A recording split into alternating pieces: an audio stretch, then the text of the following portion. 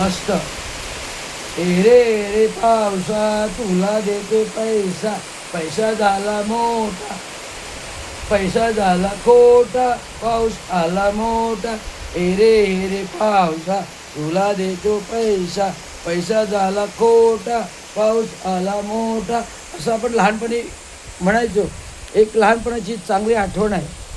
विविध आठवणी आहेत माझ्या, ज्या मी गावी असताना गावभर रानावनात हिंडायचो आणि घराच्या मागच्या पडवीमध्ये गवत आण, काठी आण, लाकडी आण असं प्रारूप घर बनवायचो.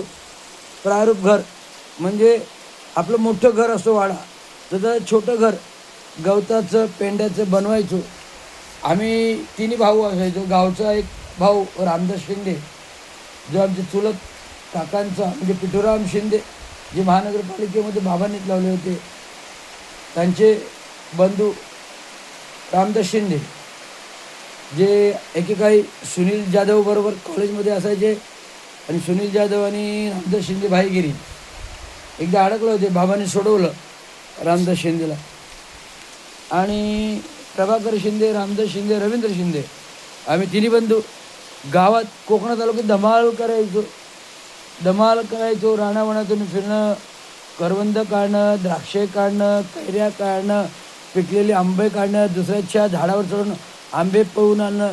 एकदा अशाच घाई गडबडीमध्ये आमच्या मागे साप लागला होता, म्हणजे प्युअर कोब्रा नाग लागला होता. आम्ही सायंकाळी घरी आलो, हातपाय धुतले.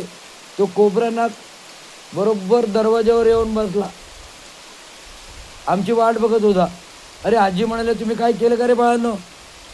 म्हटलं काही नाही, आम्ही झाडाबिडावर चढलो होतो. हां मग बरोबर आहे, त्या झाडावर हा कार्टून साप असेल, हा मेला असेल साप. तर माझा भाऊ आला, गावचा रामदास शिंदे.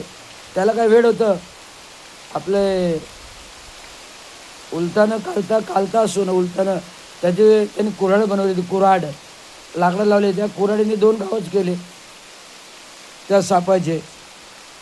मग अशी गावच्या आठवणी आहेत एक एकच्या जुन्या काळातल्या, फार सुंदर आठवणी आहेत.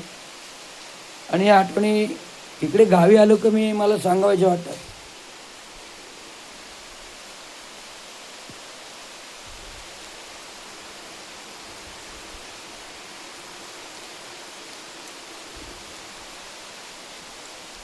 म्हणून मग असे गाणं म्हटलं ना, ए रे पावसा तुला देतो पैसा, पैसा झाला खोटा, पाऊस आला मोठा. धन्यवाद.